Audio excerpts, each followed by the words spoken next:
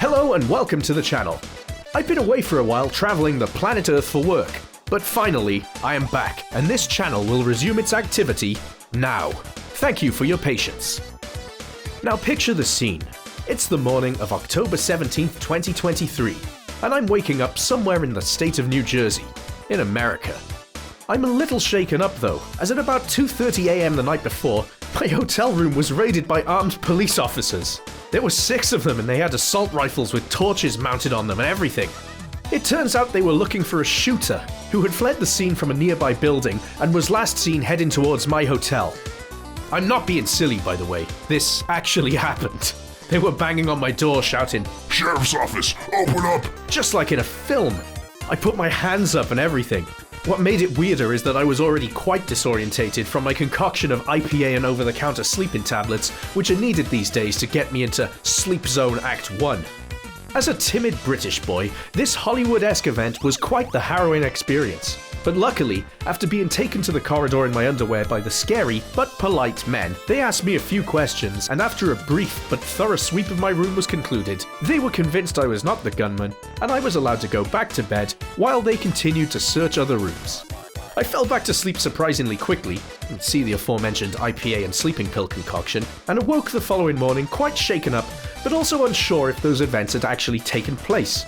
Surely something like that was more likely a dream. But I didn't speculate or think about it for too long, as I quickly realized what day it was. It was the launch date of Sonic Superstars, the latest classic 2D-style mainline entry in the Sonic the Hedgehog series, canonically following on from Sonic the Hedgehog 1, 2, 3 and Knuckles, CD, and 2017 Sonic Mania. How exciting for me! I quickly forgot about all that gun nonsense, booted up my Steamdeck, and opened my pre-installed game, and after an initial bit of fannying about resolving an issue with a pop-up window that seemed to make the game unplayable, I was on my way. And man was I loving my time with Sonic Superstars in those first few days. I mean, really loving it. There are 7 classic Sonic games now, or 6 depending on how you count them, I thought to myself. But as the days went on, I began to notice that for every praise-filled review, like the one from the good people over at the Sonic Stadium, Twitter was packed with what I perceived to be silly buggers who were throwing shade at it. But did they have a point? Was I so out of touch? Could Superstars actually stand shoulder to shoulder with the classic Sonic 2D titans? These favorite games of all time of mine? Or was it to be more like these? Let's find out in my Sonic Superstars review. Story. If you want to fully appreciate the story of Sonic Superstars, you need to go beyond the game itself. SEGA once again released an accompanying animated short, as they have done for so many Sonic releases now, as well as a digital tie-in comic released on their social media platforms, both of which set the scene for the events of the game. The plot is also shown through animated intros and endings within the game, as well as several brief, adorable cutscenes with in-game models popping up between levels to drive the story along. I guess if you got your plot from the game alone, it's not super clear what's going on in this rather simple narrative, but you'll get the gist. To be honest, if the goal here was classic feels, as the marketing suggests it is, then this method of story delivery is old school as fuck. It gave me instant member berries to play in Sonic 3 back in the day, piecing together the game's plot from the simple in-game cutscenes combined with the synopsis in the manual and the adaptation that appeared in the UK's Sonic the Comic. Anyway, the TLDR of the story is that Robotnik has teamed up with Fang the Hunter to explore the never-before-seen North Star Islands in an attempt to capture the giant animals that reside there and turn them into equally large badniks, whilst also seeking out the Chaos Emeralds, as usual. Which now have powers, by the way, at least when they're used within the North Star Islands, but more on that in a bit. The story is simple and to the point. It's all I feel I need from a 2D Sonic game in terms of its plot, and the game gets huge bonus points from me for bringing back Fang the Hunter, formerly Fang the Sniper, or Knack the Weasel depending on your region. These name changes are actually addressed in the tie-in digital comic, by the way, in a way that makes sense. A nice touch from Ian Flynn. Visuals.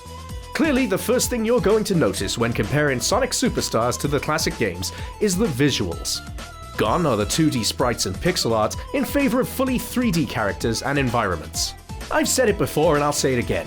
I believe Sonic Mania is the best Sonic game ever made, and I thought the high frame rate animations and additional shading and detail on the sprites made for a visually stunning game.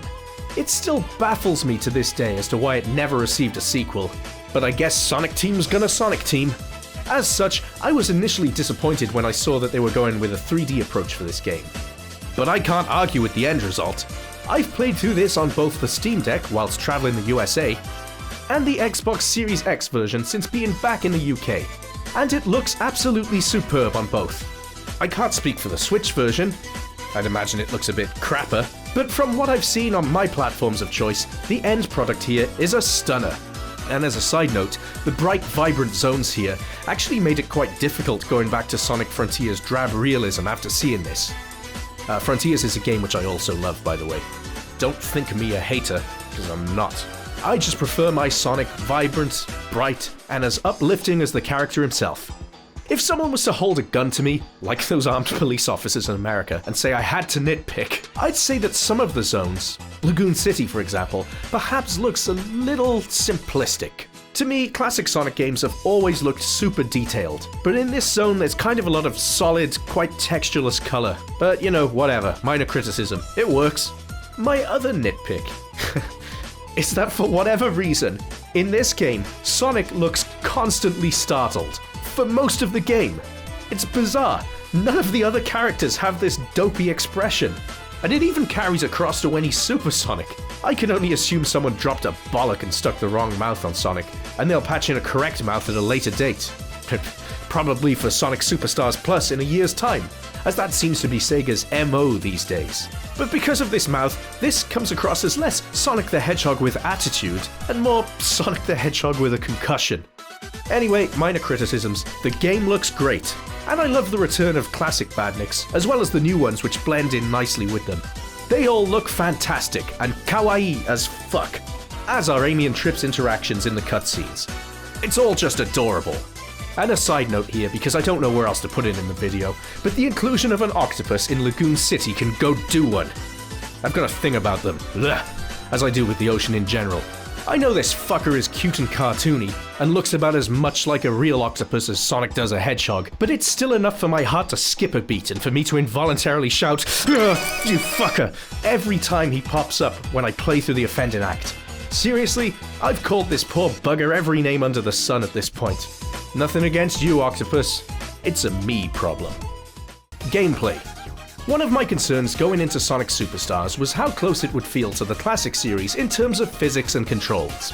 Would it be faithful, or would it be closer to the abysmal and frankly baffling physics of Sonic 4?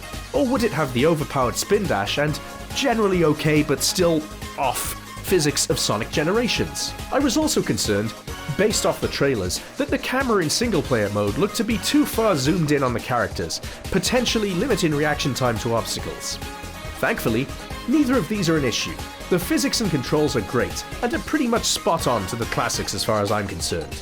Sure, if you're some kind of Sonic scientist, if that's even a thing, you may notice a difference on a molecular level. But I've been playing these for 30 years and it feels great to me. Some things have changed, however. For example, holding jump after falling from a great distance and landing on a badnik or monitor would bounce you high back into the air in the classic games. This doesn't happen the same way here, although it could be a design choice. As for the zoomed inness, although I'd prefer the screen to be a bit further out, I haven't found it to be an issue while playing at all, so it does work okay the way it is. There are a few playable characters in this game, and they all control exactly how you'd expect them to if you've played the classics. You know, Tails can fly, Knuckles can glide and climb, etc, etc. They have tweaked Amy a bit since her appearance in Sonic Origins though, removing the dash element from her hammer attack, allowing the player to move freely when she lands instead. I found it works fine, and it sets her apart from Sonic a bit more, as her special attack was previously basically a drop dash light. Spoiler here, but after finishing the main game, you unlock newcomer Trip's own story mode. A welcome extra that I was not expecting. Obviously that means you can play as her, and she has her own special abilities that sets her apart from the other characters, as well as her own unique pathways through the levels. Where I don't think she plays as well as the others though, is with her super form.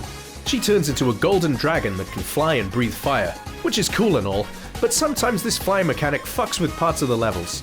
For example, the roller coasters in Pinball Carnival Zone, where the character would not stick to the ride as intended, and instead the train would fly off on its own, leaving my character behind, and I would manually have to follow the pathway at a snail's pace instead, which left me feeling silly the whole time, like I was doing some sort of walk of shame because I didn't think to transform back into my regular form before the vehicle shot off. I also felt the need to keep switching from the D-pad to the analog stick whenever I went super and started flying as Trip. It felt a little odd. Definitely not as much fun as playing the other characters in their super forms, but again, it's a nitpick. So what about the levels themselves? Well, all the zones feature completely original themes and feel very fresh this time around, which I welcome with open arms after Sonic Mania's remixing of classic zones and Sonic Frontier's inclusion of the same 3 classic zones over and over and over again for some reason. Familiar themes and gimmicks such as pinball tables obviously make a return too, but it mostly feels new and interesting. Most of the stage gimmicks introduced here are winners too, in my opinion. For example, the anxiety-inducing Press Factory Act 2, where you need to keep hitting switches to stop the place blowing up and insta-killing you. Think Sonic & Knuckles Sandopolis Zone ghosts, but with considerably higher stakes. Or the time-reversing gimmick of Egg Fortress Zone's second act. It's cool and something we've never seen in a Sonic game before. I was really impressed by this. Speaking of gimmicks, the Chaos Emeralds now unlock new powers each time you collect one. For example, Water, which lets you swim around in, well, water, and Avatar, which fills the screen with doppelgangers that dish out damage and collect extra rings. Clearly, some of these powers are far more useful than others, with Ivy and Extra feeling particularly redundant. But they're inoffensive and do offer up different ways to tackle the levels now and again, and sometimes they can be genuinely useful, at least when I actually remembered I had these powers at my disposal, which admittedly wasn't too often. As always in 2D Sonic, these emeralds are acquired through special stages, which this time see you swinging around on tethers in a 3D space as you chase the emeralds down. Although not my favourite special stage of all time, I thought it was a solid and enjoyable attempt at something we hadn't seen before. I liked playing them. Unfortunately, the game is more of a mixed bag when it comes down to its boss fights. The majority of the main campaign's boss fights are okay, but the odd one or two, for example Sand Sanctuary Zone or Speed Jungle Zone Act 2, can be incredibly tedious, requiring you to land a lot of hits on the bosses, but only being able to hit them once every 30 seconds or so, meaning the fights drag on and on and on and on and on. They're not even challenging, it's just a bit of a chore. There are some great ones though. I loved the main campaign's Fang battle. It's long, but it was exciting to finally face off against the purple dickhead and see him modifying his hoverbike thingy. He loads it up with new weapons in the background before coming at you with his new improved Marvelous Queen, which is the name of the bike by the way. A great name for a bike, may I add. Where the game takes things too far, however, is with the endgame boss battles. And I really can't overstate this enough. The difficulty is ramped up to the extreme, particularly at the end of Trip's campaign, making for a jarring challenge in what is otherwise a relatively easy, family-friendly platformer. To make matters worse, there are insta-kill attacks alongside cheap tricks with no obvious signposting, at least on your first playthrough. But the absolute worst part of all of this is that there are no checkpoints between the different stages of the fights, and these stages last a long time. Maybe it's a case of get good. And I did, I beat it. But it still feels cheap when a new attack comes out of nowhere and insta-kills you, and you have to start the whole thing again, including the relatively easy yet ridiculously time-consuming first phases of these fights. And when the game makes you replay them over and over and over again while you learn all the boss's different attack patterns the hard way, it feels like a chore and a game that does not value your time at all. It is baffling that anyone signed off on this. Let's hope they patch in a checkpoint or two, because then they'd be fine. But it's bizarre that they made it into the game in their current state. Maybe it's just because I'm playing the game on my own. Maybe it'd be easier with some help. Speaking of which, multiplayer. There's also a multiplayer component, local co-op where up to 4 people can play together through the game's main campaign. I'll be honest, I haven't tried this yet. It's not a feature that interests me, or one that I can imagine working particularly well in a fast-paced Sonic game, but SEGA are pushing it hard in the marketing for this game, so I guess they think someone wants it. But I can't comment on it. It's a nice extra, but not something I need. And everything I've read and seen of it suggests it doesn't work well at all. I have, however, sunk some time into the other multiplayer component, the battle mode. This takes the form of various races, fights where you have to shoot other players with energy balls, and last player standing events. In honesty, I've had quite a lot of fun with this. It's cool that you can build your own robot using medals that can be earned in the main game and battle other players online. Unfortunately though, I seem to be the only person playing this mode online, so I usually just get paired with a bunch of bots. Oh well. Audio. This game features many classic sound effects that we've come to expect from 2D Sonic games that will be instantly recognizable to anyone who's vaguely familiar with the series. Where it perhaps falls a bit short here though, is with the music. Don't get me wrong, there are some fucking bangers in this soundtrack, but a few do fall a bit flat. Nothing outright bad, but certainly some mid tracks. Also, the decision was made to once again use the classic snare sound from the OG Sonic games in the new soundtrack. I thought this was a naff idea back when they did it in Sonic 4, and it's still a naff idea in this game.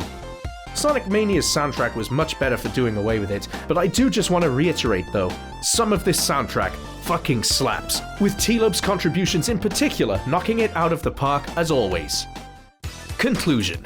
So, where do I sit on this game? Do I love it as much as I did when I first started playing it, or did I eventually see where the naysayers were coming from? What we have here is another mostly polished, solid entry into the classic Sonic series. Visually pretty stunning with some fresh ideas and gameplay mechanics, musically good overall, and gameplay that's true to the classic Sonic series makes for a game which I can see myself playing over and over again, although maybe not all the way through. I'll explain in a moment. It's fun and challenging, bright and vibrant, and it feels like classic Sonic. But there's something here which doesn't make it as good as Sonic Mania for me, which I'd say is down to the combination of the occasionally shitty boss fight, the inconsistent soundtrack, and then the massive difficulty spike at the end of Trip's campaign. And it's because of these boss fights that I can't see myself ever bothering to finish Trip's campaign again in its current state. That final Fang boss fight was such a tedious, unforgiving, time-consuming slog that I never want to put myself through it again. And that does sour the experience for me a bit. The Supersonic fight afterwards is a bit of a chore too, but nowhere near to the same extent as the Fang fight. It was far easier.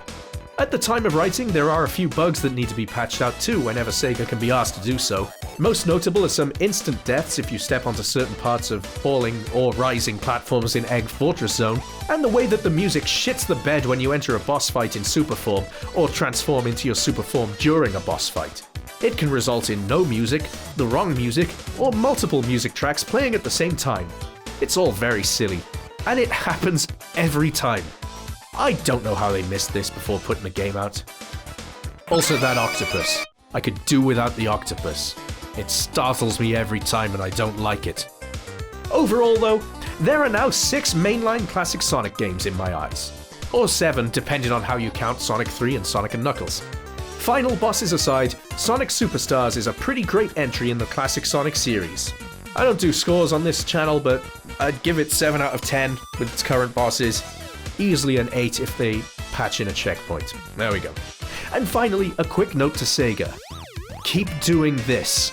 But also, keep doing this. What you're doing now is working. Thank you. Cheers to everyone for watching this video, and bonus points if you made it to the end. This is a very small but slowly growing channel, so any likes, comments, subs and shares are greatly appreciated as always.